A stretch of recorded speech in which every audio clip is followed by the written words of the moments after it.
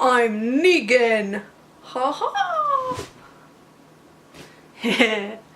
Are you focused? I can never tell if you're focused. Hi. Alright. Hello everyone, my name is Trianala, but you can always just call me Tria or Kinsey, I don't really care. Today guys, I'm going to show you how to get my mane of a hairdo. So if you want to continue with that, just keep on watching. No, not really guys, I'm not doing a hairdo, but my hair does look like a lion's mane today. It's got so much volume and it's very just shitty. Guys, today we're actually going to be doing a review on the Nintendo Switch. So, yes, the Switch has officially been out for a couple of weeks now, and I thought I would just give you my, there it goes, I thought I would just give you my review on what I thought of this cute little device, so if you want to know what I think about this, stay tuned. Okay guys, on this review there is going to be a pros and a cons category. We're going to go ahead and start with the pros, because those are the best things about this device, and then we'll move on to the cons at the end. So the first pro that I had with this little gadget is actually the size, because I thought that it was going to be a lot. I didn't know if it was going to be bigger or smaller. I just didn't know it was going to be around this size, which I actually really do enjoy. The screen on it is actually very nice to look at, and it has a really good resolution with only being 720p. So the screen itself I really did enjoy, and I don't feel like it's way too large to hold in your hand to play handheld like this. I think it's a great size, and overall with the size and the screen of this little gadget, I love it a lot.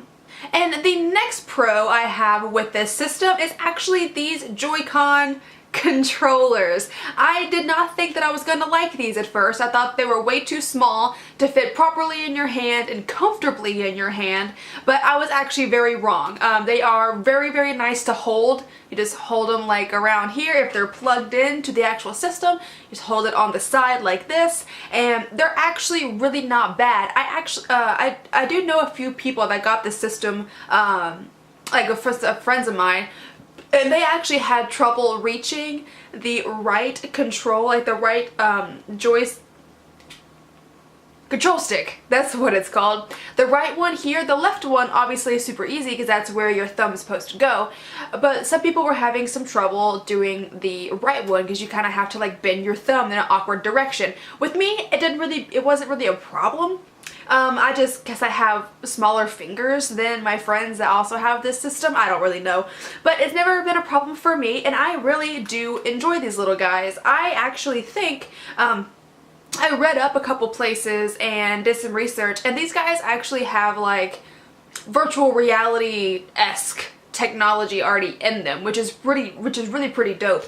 And inside this one right here, this little black spot, this is a camera. It's not a little snappy camera or anything, but it is a camera nonetheless, which actually can read your hand. So say if you were doing like rock, paper, and scissors, it'd be able to actually read that and pick it up, and I would think they'd be doing some kind of virtual reality with these guys, because I did play the game where you have to feel how many balls are rolling around in a wooden box. Obviously the balls in the box are fake, and you have to roll it around just using just the controller, and it literally feels so real and so realistic. I can't even, real and realistic, I choose the same word twice, but you know, it just feels so good, and it actually feels real. It feels like you can feel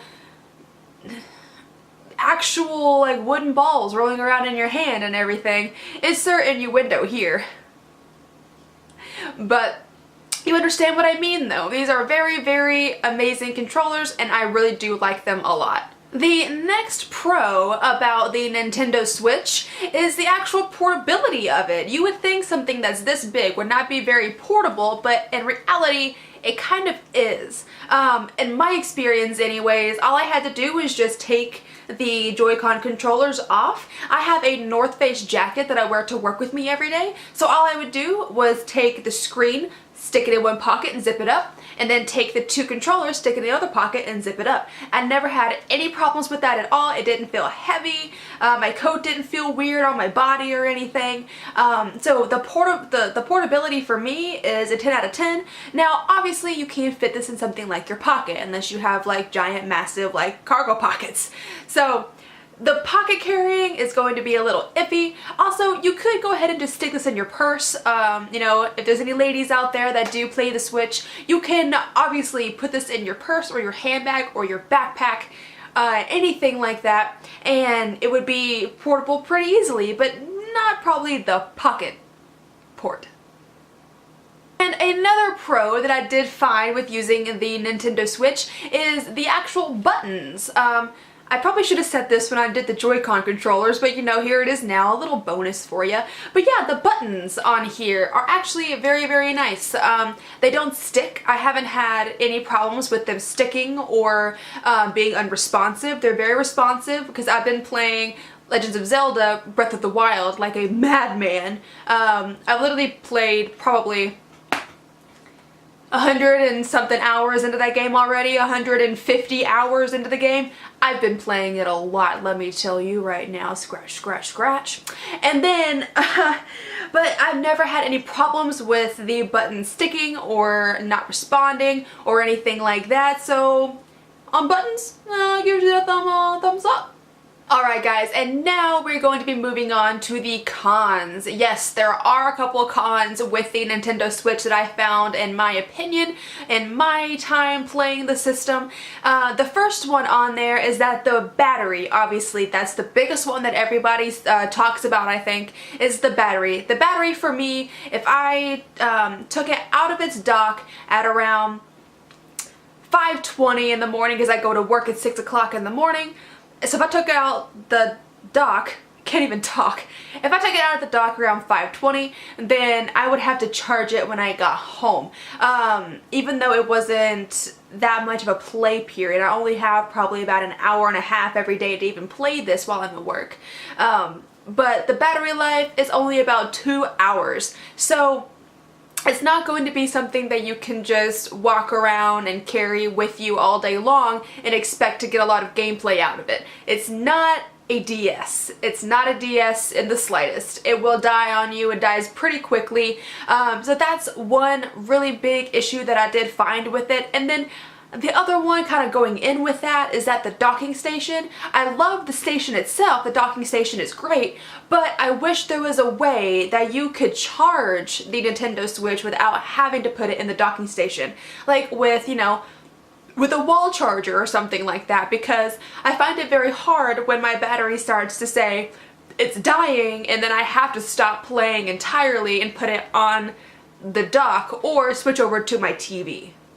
And another con that I found on the Nintendo Switch is whenever you're playing a game, in my experience it was Legend of Zelda Breath of the Wild, whenever I get into certain cities or whenever I'm having a big combat, whenever I am participating in a large fight, the frame rate will get super, super slow, so it will lag. It's not like unplayable lagging, but it is definitely a lag, and it makes it kind of hard because whenever I'm trying to dodge an enemy's spear attack, trying to dodge it, and then I press the button and I just don't do anything for a couple like milliseconds and then I end up dying.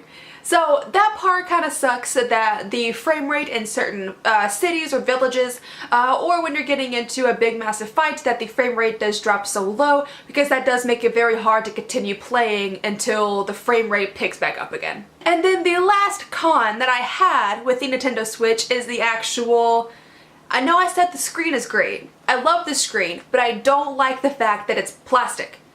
This is a plastic screen. It is not glass. It is not like fiberglass, it's plastic. So this screen will scratch, scuff, get fingerprints, it will do everything, and it will do it quickly. I've known people that have scratched their Switch just by putting it in the dock.